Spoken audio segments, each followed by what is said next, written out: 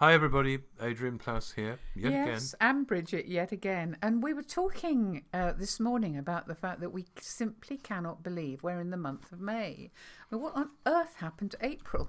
It is a really strange thing. Normally, It is. I think time has gone very oddly, hasn't it? In a funny sort of way, this time of being locked in has gone very quickly. Every now and then you feel as though it's dragging, but it's an odd situation. I really cannot believe we're in May. no, It's extraordinary. no. I was thinking my mother always had sayings about May. I think one of them was about not shedding a clout until May was out. Unless I thought a clout was a smack. I was always Yes. very confused about that. Yes, but be careful you don't shed a clout. I just found this book I wrote years ago called A Year at St. Yorick's. And in that, I invented some sayings, rural sayings, Come on, which let's are have one or two. utterly ridiculous. Here's one that you probably don't know. This is true here. An ankle sprained on Christmas night brings apples from the Isle of Wight. I think that's probably true, don't you? How about this one? First cut, last buttered. And the other thing was, this is 12 editions of a church magazine called yes, The of Skull. course. Yeah, And the editor of it made the big mistake of putting a man called George Payne, who is an absolute reprobate, in charge of doing a little verse for each front page. So I'm going to read you each time we record these things, I'll read you one of his little verses, 2-line verses. Okay, let's have May then. This is May. In May, I build up quite a thirst. My birthday's on the 21st. That's quite a hint.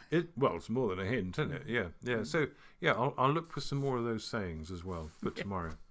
Well, today is a very special day in the Plass household because we have a harvest. I'm not going to tell you exactly what the harvest is for a little while, but Adrian knows.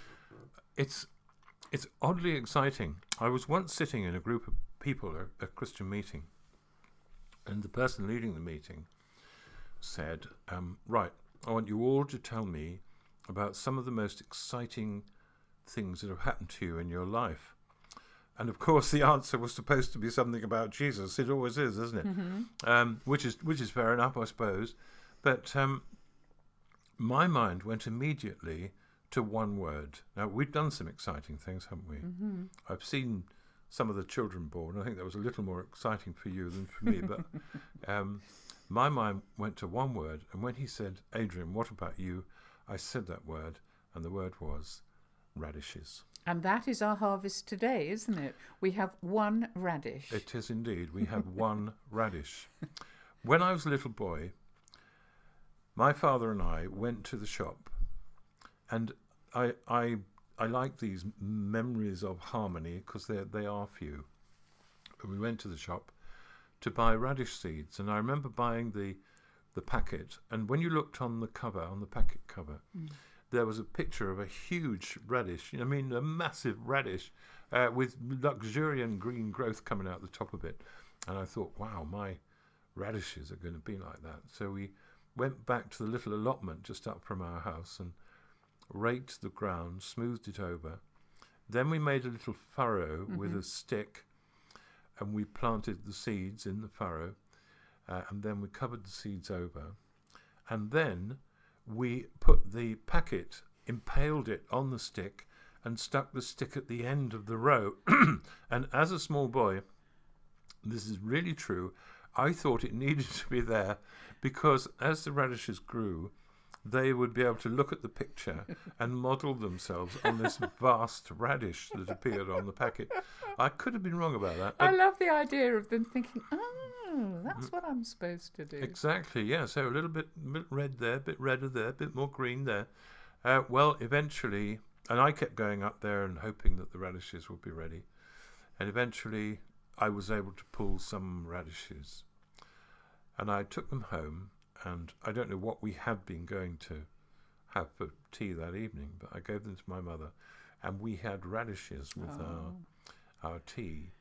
And there was something about the way she received them from me, my first little harvest, that was so warming. And I was excited about the radishes growing, seemed like a miracle.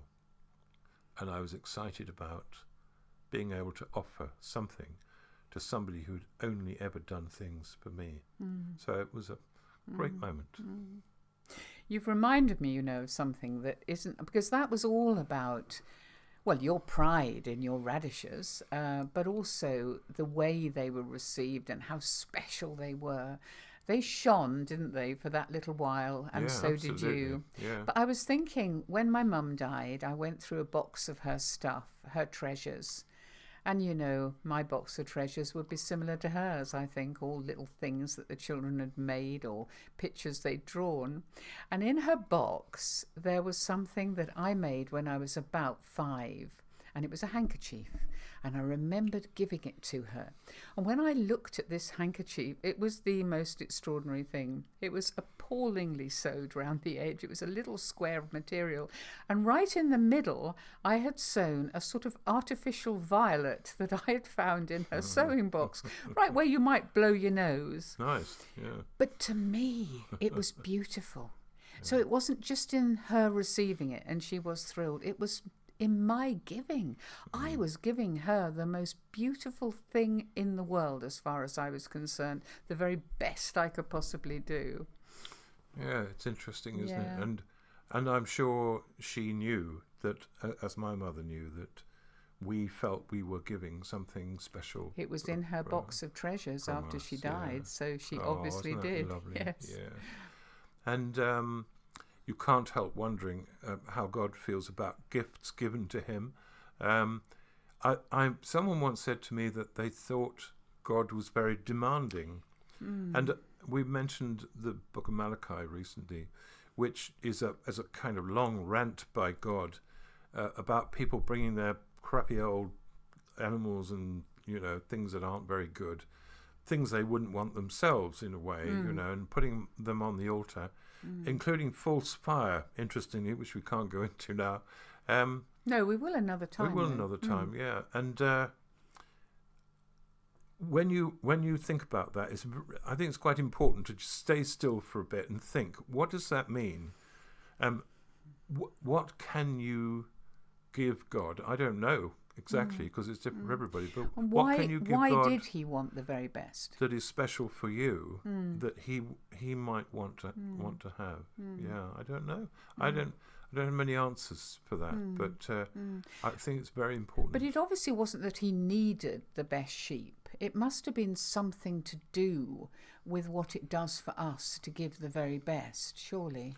It's all about relationship, and where it all goes wrong, I think, in conversations about God, and we've said this before, techniques don't work. Going to the altar with a lamb with one leg and two heads, it doesn't work. That you have taken third best. It's about relationship, and as soon as you think of that, I think you begin to understand.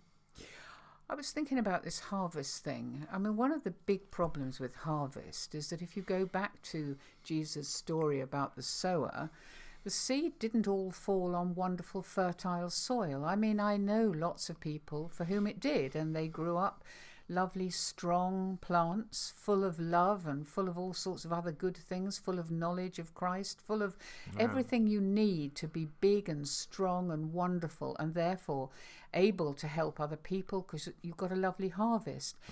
But, I mean, we worked with kids, didn't we, for whom it was such a rotten... I mean, the story talks about thorns and stony ground and goodness knows what when the seed was scattered. It's very simple with those kids. They had appalling upbringing, and their lives were very hard.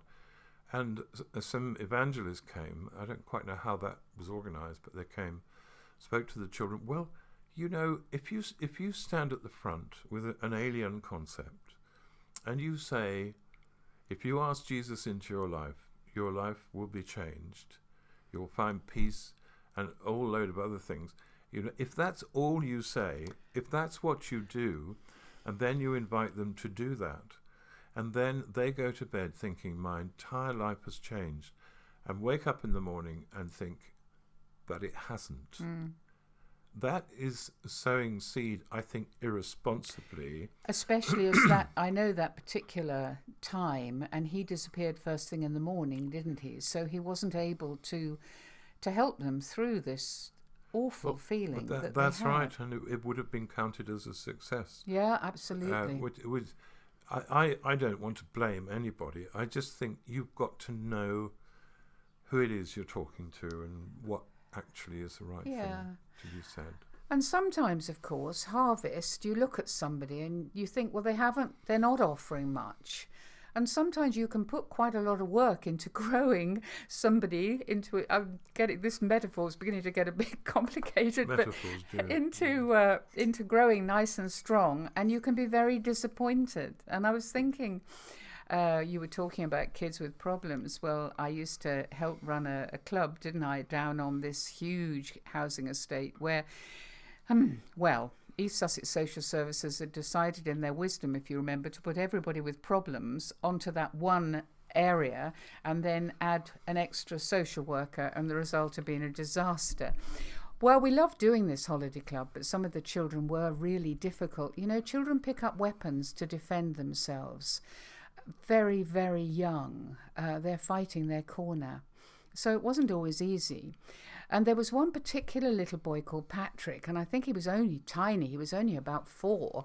But my goodness, he got an arsenal of weapons. I mean, he swore like a trooper. He was extremely violent, and he stole things. I remember him. Yes. Real pain in the neck most of the time. He was. But one of the things about Patrick that was different from a lot of the children is that if things went really badly wrong, he would curl up in a ball like a little hedgehog and pretend, because he couldn't see you, I think he thought we couldn't see him. And so that was another little thing he'd put in his armour. Well, we were going away. I don't know if you remember, we were going on tour to somewhere or other, and we weren't going to be there for the whole summer. And on this and we didn't usually reward the children for good behaviour, because most of them would never win anything. But on this particular morning, he had been so good, and he was helping me wipe the tables at the end. And I thought, well, I'm going away for quite a long time, and he has been very good. So I said, Patrick, you have been so good. I'm going to give you a prize. And I got him a tube of Smarties out of the prize box, which was used for games and things like that. And he did what all children would like to do. Exactly what they do, yes. And most deprived children do immediately. I mean, he opened his mouth, he opened the packet, he tipped the whole packet into his mouth. How do you do that? I don't know. But he went off looking like a little hamster with really bulging cheeks. And I was so happy. I thought, we're seeing real progress here. Look how helpful he has been. And it was a matter of 5 minutes. I was still cleaning these blinking tables when a friend of mine came in, carrying a full tube of Smarties, and she said, I'm really sorry to tell you, she said, but I'm afraid I just caught Patrick stealing this from the prize box. And I was so disappointed. I thought, we've made no progress at all with this child. And then she said something that I've never forgotten. She said, yeah, but look at it this way. He didn't swear at me. He didn't kick me.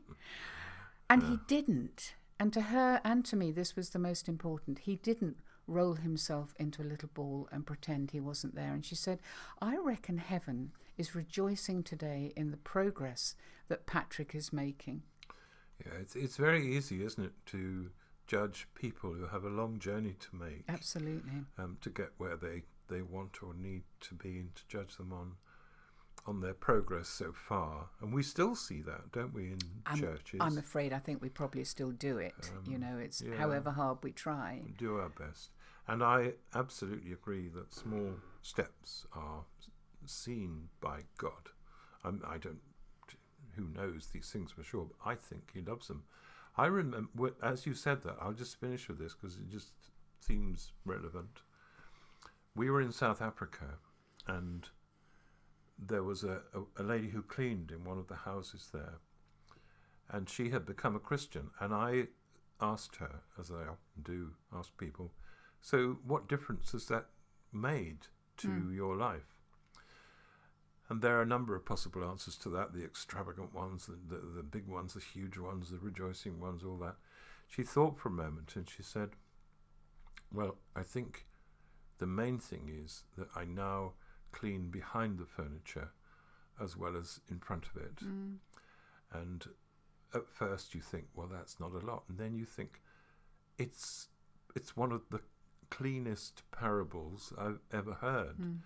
That now she knows somebody can see behind the furniture. And she's offering it. And she's the very offering best. The best. Yeah, she's taking her job and doing it the best she can.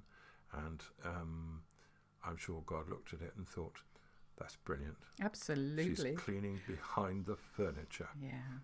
Yeah, it's lovely. See you next time. Bye-bye. Bye-bye.